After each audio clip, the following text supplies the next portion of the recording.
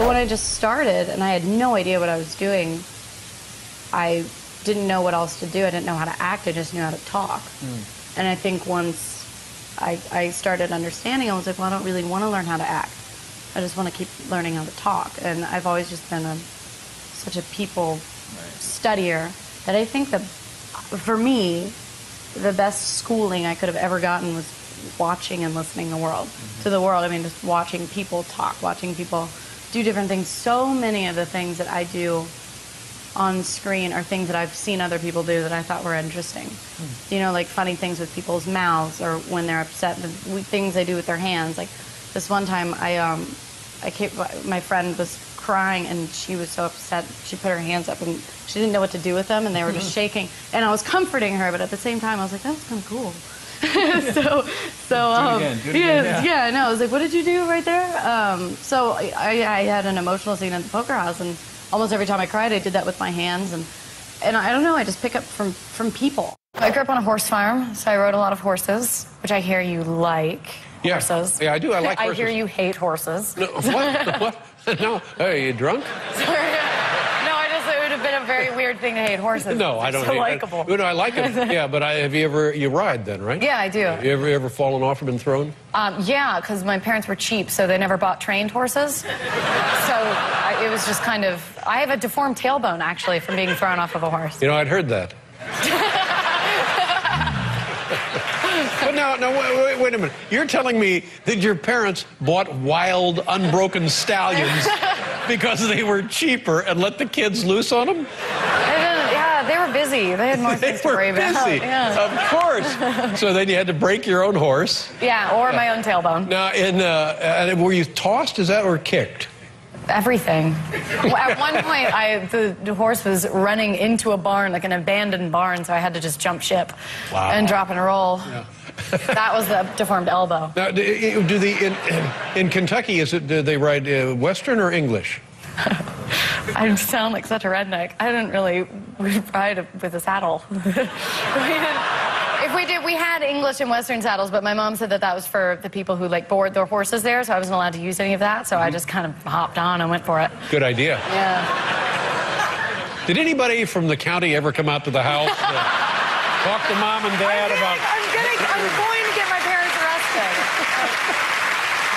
My childhood in my mind seems so lovely and just picturesque, and then I talk back about it, and I'm like, oh my God. You kids stay away from them saddles now. Get out there and break them broncs. That's for the rich folk. The scariest part of my job is the gamble of reading a script. Which one do you do? Who makes it? You never know. You can read an amazing script and hire a director who seems fantastic and an amazing co-star, and you can be on set and be completely out of control and watch it either fall apart, or you can love it, and then audiences don't respond, you know, and then there is planning of a year, you know, if you're gonna have this movie come out, what follows that, and then what, you know, and that's the most stressful part of my job, because it is a gamble, but it's important to me that I do make those decisions. I don't want an agent's career or a lawyer's career. I need advice. I have an amazing agent, and I really respect his opinion, but I would never do, it's all, my entire career is dictated by a feeling, and I've gone through great lengths to try to make sure that it stays that way. I've shed big parts of my team. Because I don't want more people to say no to. You trust your gut. I do. Yeah. And sometimes I'm wrong. And when you're wrong, what do you think happened?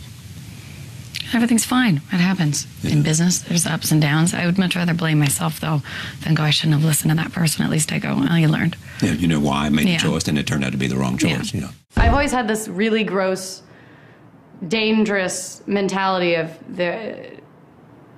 no consideration of failure.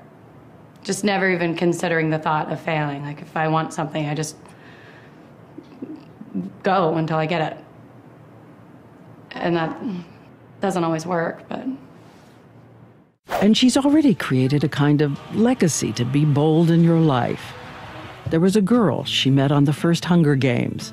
a burn survivor who had scars all over her body. She said, I love my body because I'm the girl on fire. And it made her feel strong and brave. And I just started crying because she gave me such a gift, and I'm just acting, but it made me feel like if a character or a story can make somebody change their perception on how they feel about themselves, then that is beautiful. For a generation of tiny fans, one message: believe in yourself.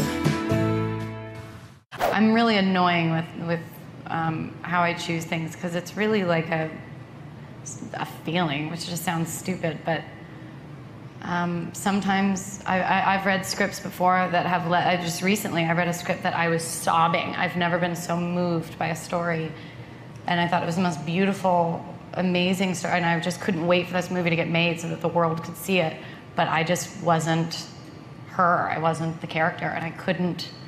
And I also had an experience once where I read a script and I loved it, but I couldn't stop picturing Amanda Seyfried. And so I emailed the people and I was like, you gotta hire Amanda Seyfried for this. I couldn't stop picturing it. So a lot of it is the things that he said. You want to be a part of a good film and you want to make a good movie, but there's also a huge emotional component for me that I don't know how to describe it. It's just kind of sometimes something clicks, and I feel like that person does in a weird way exist in me, and it sounds like a stupid thing to say, but and sometimes it just doesn't, and sometimes I can read a character and absolutely love her, but I know that I could never, I'm not her or something, I don't know. David, what does it take to be a great actress? Because that performance in your movie is a really great performance, I think, by any yardstick. What does she have, Jennifer, that takes her to that kind of level? I think there's a soulfulness that is immediately there. It's right there in her eyes and in her face and in the way she talks. I don't know how to express it except to point to her performance. I mean, she has a soulfulness that comes from her, and I don't want to embarrass her or sound, I just think we were concerned she was too young for the role, and I said she almost has a timeless quality to her, which I do feel. I feel like sometimes she seems like she's 18, sometimes she seems like she's 40. And not only that, a realness. There's a lack of preciousness. There's not a frame around what she's doing. It's raw and it's real, and it comes from part of her soul, and she just channels it right out there, and she's not afraid to jump in and do it any number of different ways. And she has very good instincts. She'll tell you when she feels something is false and when she'd like to find another way to do it. But it's a great gift to a director to have an actor who has so much emotion readily available on their face. That's authentic emotion. It's from her, and it's a part of her. And I just don't know how, it's a blessing to have someone channel that. The interesting thing for me to talk to you, and what makes you so fascinating, is the talent that you see on the screen. But at the same time, there is a certain innocence, and yet a certain power, and it seems to me it's both artist and also business. Oh, thank you. But do you believe that? Yes, am I right? I've worked very hard to make that. To make it just that. To make that true, so thank you. Yeah. That it's both that. Thank you, well, because without gaining some sort of control over the business, I lose some control over the creative, which is most important. So and the more you control the business, the more you can give flower to the creative. Exactly. Or give wings to the creative. Yeah. So I used to stay out of it. I don't care. I don't want to. I'm an artist.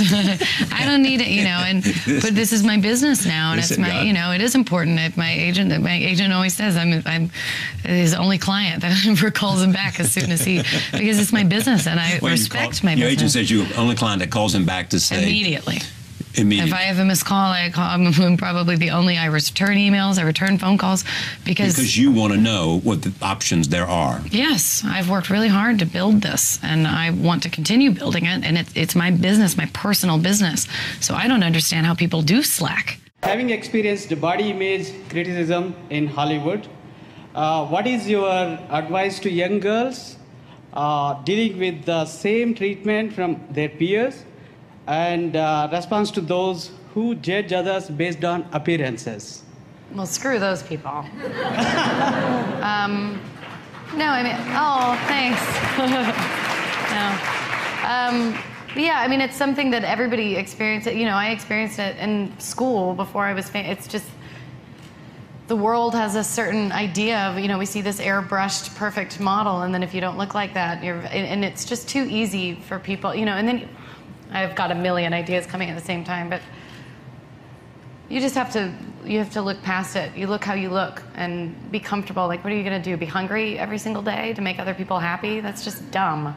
And, you know, there's shows like The Fashion Police and things like that are just showing these generations of young people to judge people based on things that, you know, they put values in all the things that are wrong, and that it's okay to just point at people and call them ugly and call them fat, and they call it fun and welcome to the real world. And it's like, that shouldn't be the real world. It's gonna keep being the real world if we keep it that way. It's not until we stop treating each other like that and just stop calling each other fat and stop calling, you know, with these unrealistic expectations for women. It's disappointing that the media keeps it alive and fuels that fire. It's something that really bothers me because I love to eat.